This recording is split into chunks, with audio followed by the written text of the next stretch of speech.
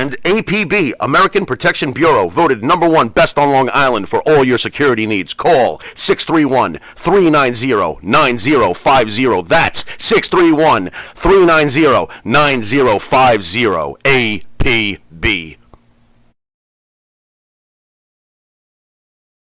Manscaped? Uh-huh. Have you tried the new equipment that's been sent? I'm afraid because it says weed whacker. I'm scared. Maven, Manscaped, what are you thinking about Love it. Manscaped, dude? Love it. What do you use it for? Necessity. What don't I use it for? Put it this way. The only hair I have on my entire body is these eyebrows. Yeah. That you see. These caterpillars racing to the middle of my nose. That's it.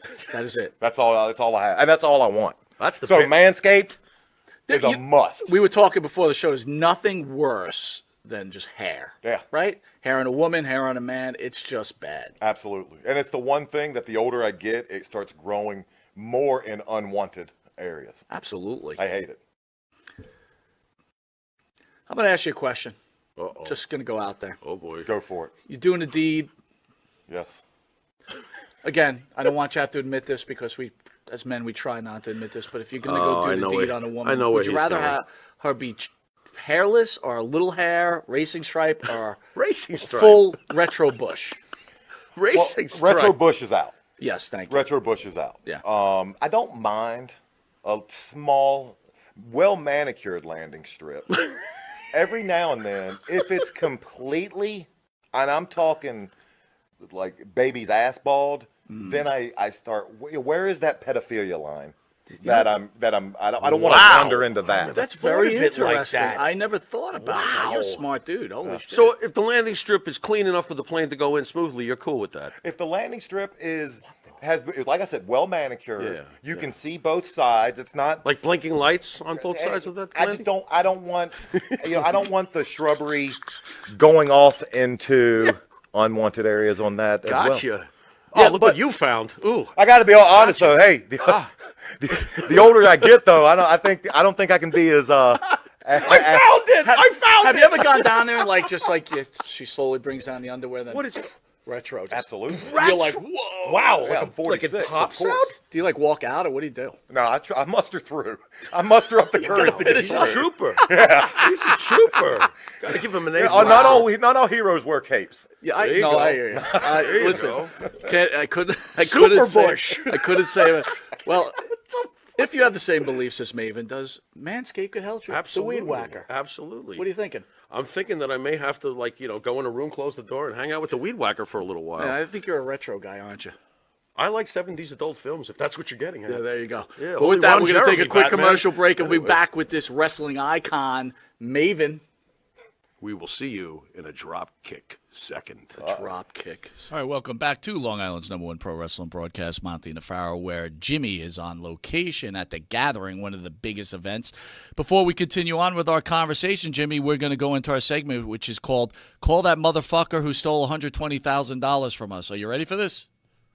Oh, God. We'll probably get another busy signal or a dead dial tone Well, here we go. or a false promise. Here we go.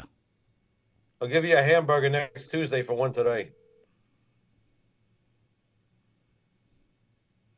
And the phone's ringing. And the phone's ringing. This? I can't hear it.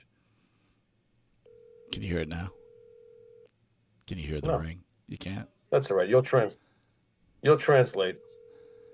Well, he ain't picking up. Trust me. Of course he's not picking up. But this will be a weekly segment. That's why, oh, that's great. Call it. What, talk to the hands? Oops. Oh, you can't even leave a message. You can't even leave a message, Jimmy. Wow. Holy He's- cow. He's through with you, man. You're a pain in his ass. You What the ain't hell? kidding. How dare Jason, you? How you dare you asked if ask for the right AEW has a chance on HBO Max. I think that's out of the window. They were actually putting on that behind the scenes show, which I kind of like. They put that on HBO Max, and all of a sudden they stopped with that show too. I guess things aren't working in the Khan household. I guess not. Or it's all being spent on blow. All right, man. So, I love WWE documentaries. This week was about your man, Paul Heyman. And I thought about you, All right. I thought about Mitch. Right, Mitch is a personal friend of Paul Heyman. What are you getting at? You thought of Zero Mostel from Fiddler on the Roof? Here we go. It's going to be a simple question, but I need a detailed answer from the great Jimmy Farrow. I'll do the best I can. Go ahead. Was Paul Heyman truly a success in ECW? And before you answer, I'm going to ask you this, okay? Because I don't know if you knew this. I found this out. Me and Mitch had an argument over the money, but I'm going to call it the way I heard it, all right? It could be a little less, but it's in the range. Paul Heyman was given $5 million from his family to run ECW. Mm-hmm. Okay. So when I used to think about where does Mike, if I can, where does that come from? I've never heard this before. Bully Ray said it straight out on Busted Open Radio. Okay, then Bully Ray. So I always envisioned Paul Heyman being a Vince McMahon. We real quick, so in case people don't know, and I'm sure they do, Vince McMahon bought the WWE at the time, the WWF, from his father, okay, for the sum of, I think, $1.2 million. It could have been more, whatever. Yeah. Vince McMahon had to pay this, and in one balloon payment at the end, and if he missed on any payment, his father kept the money he already got and maintained and stayed owner of then WWF. Vince McMahon truly is a mogul, right? This guy was a promoter who failed at the Evel Knievel promotion. I think he did the Inoki Ali match promoting it. Mm-hmm. So Vince McMahon has had his trials and tribulations, right? Yeah. So I always thought Paul Heyman was that guy. But when I found out, so in this documentary, we'll go over the documentary, but when I found out Paul Heyman got $5 million, I thought to myself, wow, Jesus, this dude's family had a lot of money. So Paul Heyman really didn't have a lot to lose. I mean, $5 million is a lot to lose. I get it. But in the end, he knew if he lost it, life was still going to go on, right? Because his parents had that kind of money to give him. All of a sudden, I looked at Paul Heyman as, he's Tony Khan. So now I'm handing the ball to you, Jimmy. Since I now have told you this, was Paul Heyman truly a success with ECW? Forget about his later life, okay? He's clearly a success now. But if it wasn't for Vince McMahon, would Paul Heyman be in the place he is now? Or would he just be, running around? Okay, I'm going to probably confuse everybody, but I'm going to use a musical analogy here. Let's pretend that Paul Heyman, I'm going to draw a parallel. It's going to sound strange at first, but stay with me. I'm going to draw a parallel between Paul Heyman and Ronnie James Dio. Okay? What Paul Heyman was doing in ECW was his Rainbow time period. Okay? Dio started in Rainbow. Actually, Dio started in a much smaller band called Elf. But Rainbow was the first band that gave Dio the platform where people knew who the fuck he really was. Paul Heyman, through ECW, became his first Rainbow, his first platform where people, as a promoter, as a manager type, truly got to see what this guy could do. And I'm talking about his painting, not about being on a stupid walkie cell phone as Paulie dangerously. What Paul Heyman did was painting. It's hard for me to explain the other way. The way ECW was presented was like no one before it or really anybody after it, because no one's been able to duplicate it. ECW was very special. Paul, of course, Rainbow wasn't the first stop for the infamous Ronnie James Dio. Then he went to Black Sabbath. Heyman took several steps before he wound up being the Advocate. Understand that without Rainbow, Dio never becomes Black Sabbath. Dio never becomes Dio.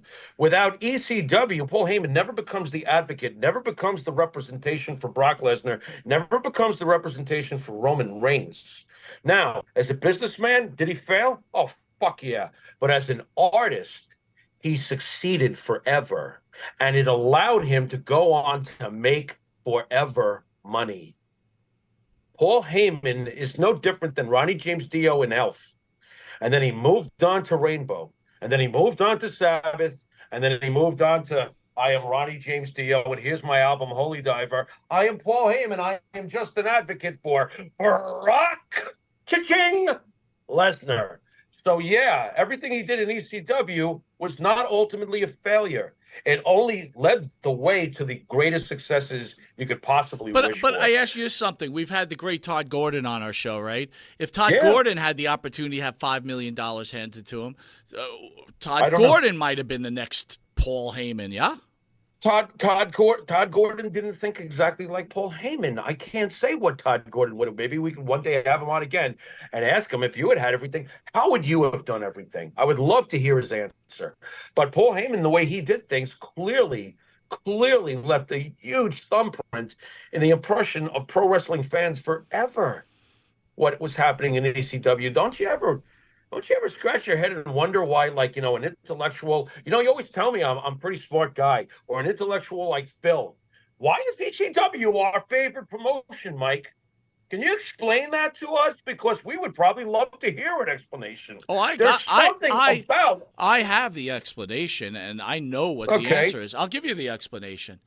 Here's the thing. Let's see if it fits. Here's the thing. Yeah.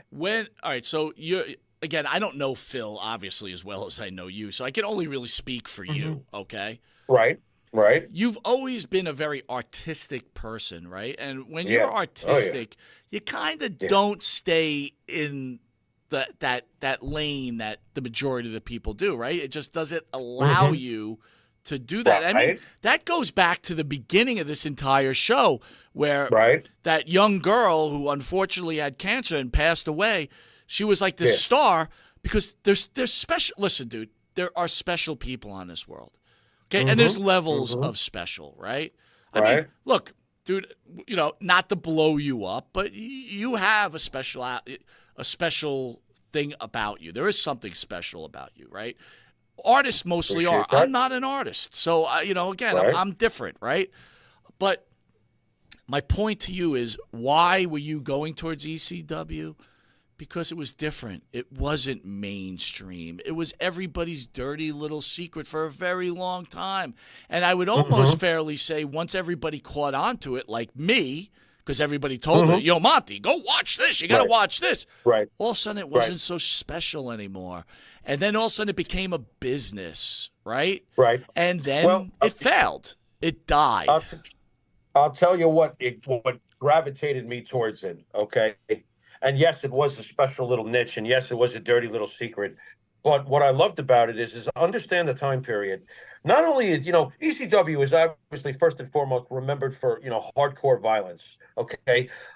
Yes, they were completely changing the way everything was done with tables, ladders, chairs. We all know what happened shortly thereafter with Vince adopting a lot of the things that ECW did on the hardcore approach. But this was the real thing that really caught me. It wasn't just the hardcore or the fact that they relied completely on their own original characters, because that meant a lot too.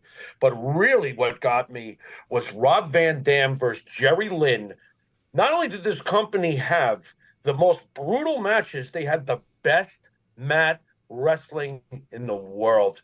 And it blew my mind that this little company had this, because Rob Van Dam versus Jerry Lynn, you remember way back, several years back, we did our 10 favorite matches each. Yep. Rob Van Dam versus Jerry Lynn was in my top 10. I remember that. And I will say it again. It's still in my top 10, because what they were doing in 1998 99, they were doing better than anybody else in any company, what Rob Van Dam and Jerry Lynn were doing there. Okay, so it wasn't just the hardcore. It was the wrestling itself. They had the best of it. They had Rob Van Dam there, for God's sakes, as well as Sandman and Raven and Taz and the Dudley Boys and everybody else. I mean, Shane Douglas was so great in ECW. So great. So they had all this stuff going on. Jimmy, quick comment from Foxy. I love this comment, okay? Foxy says, ability does what it can, talent does what it must. I love that. Right. Yeah. It's true. Listen, Paul was a crappy businessman. We've had many of. It's no coincidence some of our favorite guests come from the ECW company. They're the best guys. They're the realest guys. But Heyman wasn't the best businessman. Heyman had great ideas, though. Heyman was a revolutionary as far as his ideas. He was a terrible businessman, obviously, but it all worked out for him in the end because his paintings became worth so damn much. Real quick, Jimmy, R.J. Hudson's asking, was Jeremy Sutton supposed to come on the show? Jimmy told me he's been speaking to texting Jeremy on Instagram, and Jeremy wanted to talk about Kevin Scampoli. We went over it, and I kind of nixed it, and Jimmy, being one half of the show, agreed with me. So, no, we will not have Jeremy Sutton on the show. Scampoli. Yeah, stop giving out my number. I don't want anybody texting me anymore, Mike. Thanks. Scampoli is in our rear view mirror. So unfortunately, seems like a very nice guy, but we are not going. We got bigger fish to fry. We got a lot of big interviews coming up, and again, we got a lot more to talk about. Again, so we're gonna move on from that. 3 things I got from the documentary, Jimmy. I'd like you to speak on. Heyman spoke about every moment of every second of every minute can be traumatic for a Holocaust survivor. His mother was a Holocaust survivor.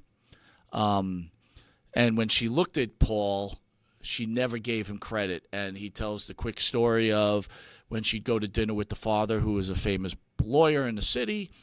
She used to say to him, and he was 7 years old, if I get in a car accident, me and your father died, move forward, be ready at all times. Thoughts on that, Jimmy? I remember one time I made the mistake of saying the word hate coming home after school. My grandfather was staying with us, and I said something about some kid in school, I hate so-and-so. And, being raised by Jewish folk, my grandfather got really serious with me and took me for a little private meeting about the word hate. I don't want to get into too much of it, but he basically told me, you have no fucking clue what hate is. You don't use that word. I don't care if you hate so-and-so in school. Right. That word means a lot more than you think it means. Don't throw it around like that. I was raised to always be prepared for the worst. Always. I guess they call that Jewish realism, but I just call it realism. Understanding the human nature. With all the people who say, well, what about me? What about my movement? What about my feelings? What about this? What about 6 million people killed by Adolf Hitler? What about that? So funny how that, for some reason, we'll bring the president from Iran over here and he can tell a lie about how it never happened. So, well, that's okay. I'm a pretty religious. No, you're not. I'm a pretty religious. I'm being sarcastic here. No, you're not. No, you're not. You're not being sarcastic.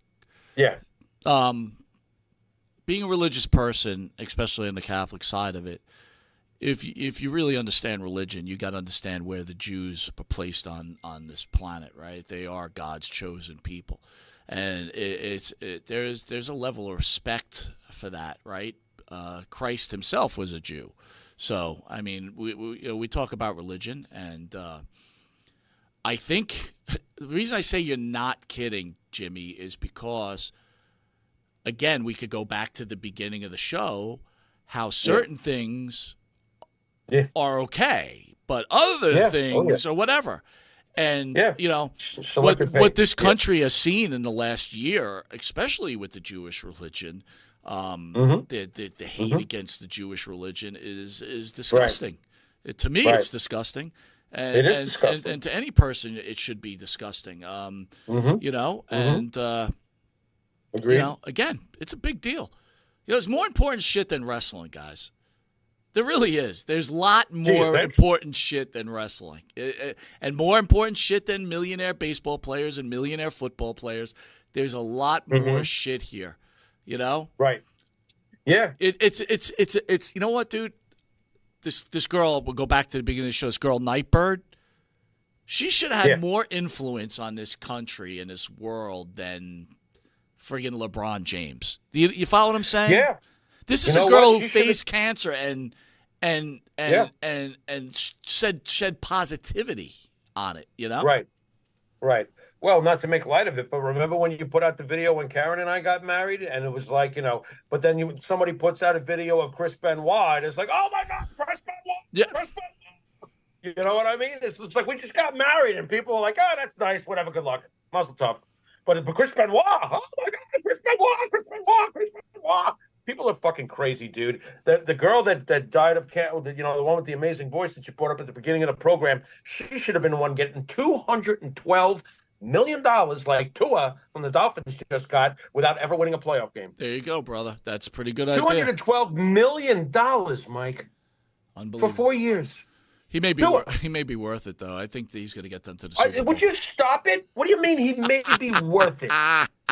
Just stop. I mean, if he's worth that, what was Namath worth? $1 billion? Come on, man. You know what? We got all our priorities wrong. We overpay athletes. Everything is just way overrated. Hell, we overpay Hollywood. We should stop going to movies. But I know that would just paralyze half of us. I can't watch a movie. I don't like your stance on Israel. Number 2 out of the documentary, Paul Heyman decided to have children after 9/11 as he realized his mortality, and he wanted to make sure that his children knew his parents. Thoughts on that? 9/11 was the worst. I'm sorry. I mean, we were 33 the year that, 33 going on 34 when 9/11 happened. And I draw my life completely in half. I've had 2 American lives. I've had the American life of 1967 to September 11th of 2001, and everything since is the second life because it's just been completely different. My mood changed that day, and it stayed that way because the justice was not, in my mind, ever served. In the old days when evil showed its face, whether it was Hitler or Mussolini or Napoleon, whoever it may have been, they were wiped the fuck out. And on 9/11, we did not see them wiped the fuck out on September 12th or 13th or 14th. I mean, shit, Hamas has representatives now. Hamas runs governments, don't they? I get that. What the fuck is going on here? What is going on here? Okay, because you got to kill a virus. If you let the virus spread, and yeah, it's a virus. They want to kill everybody who doesn't think like them. This includes everybody from every background. We should all be alarmed at this instead of liberal Lanny standing on the corner like screaming about their rights. What are you talking about? They'll blow you up. You don't look like them or think like them. You're going to defend them. They're going to kill you, you idiot. You don't recognize the ideology by now? It's like, seriously, the enemy is so obvious, and where they hide and who they're being funded by, to me, is pretty obvious too. You see, Churchill and Roosevelt would have gotten together on 9/11 and said, show me the terrorist list. Oh, look, 19 of the 22 names are from Saudi Arabia. Get the plane. Is the bomb ready? September 12th, the bomb gets dropped. Guess what? Oh, that was mean. You shouldn't have done that. What, so we couldn't save the lives that terrorism has taken for the last 23 years since? And that's going to take more in the future because you refuse to meet the bad guy with bad guy tactics? To beat the enemy, you must become the enemy. Hello, no one wants to do it. Do you really think we wanted to go in and do because what Jimmy, we we're not even doing it on the lowest level. You've got people that have trained their entire lives to be in the Olympics, and then you put them against a male. It's like, what are you doing? We can't even control the lowest things. You expect us to cover that? This is insanity. We're gone. And I heard something recently too, and I thought it was, and I know it's true. One of the agents that was working behind the scenes was actually happened to be there when the interpreter was telling the leader of Hamas what Trump had to say to him. Now, this is when Trump was in charge, and Trump said, "Withdraw the way we ask you to withdraw, and if you harm a single head on any American, I will kill you." And the translator looked at Trump like, "You want me to tell him this?" And Trump said, "Tell him that." And as the translator was telling the leader of Hamas, "You better do this as we say or we will kill you," Trump dropped an overhead satellite picture of the leader's house into his hands and walked out of the room. Because that's how you deal with murderers. Again, do what we say. You've got we're going to wipe your ass out. Half of society wouldn't agree with you. I happen to agree with you, but I'd say no. You don't half tell of the guy society it's doesn't. okay to keep killing everybody. I agree. Okay? What is there to disagree with anyway here? So we all right? They're trying to kill anyone who doesn't think like them. We know. Period. We know that includes crazy liberals. And then we know that the final thing is that Paul Heyman, after the WWE, was the great Brock Lesnar's manager on social media and beyond. I guess my point was this. Paul Heyman had it from the beginning, right? At 16 years old, he found his way into Madison Square Garden. He was in the China Club. He was promoting. But I will tell you this. Paul Heyman also had the hand of God on his side. If you gave me $5 million, I could tell you something, my friend. I could do a lot with that, and it would have been crazy. Right. You know what I'm saying? Right. So, again, I'm not trying to downplay the talent Paul Heyman is. All I'm saying is he's no Vince McMahon. That's what I'm trying to say. He's not even in that playing field. No, he's not, because Vince was not only, more often than not, whether people like to hear this or not, that's too bad. But more often than not, he was a creative genius, and he was pretty much always a business genius. Paul was a creative genius with lousy business sense, you know? All right, here's a really important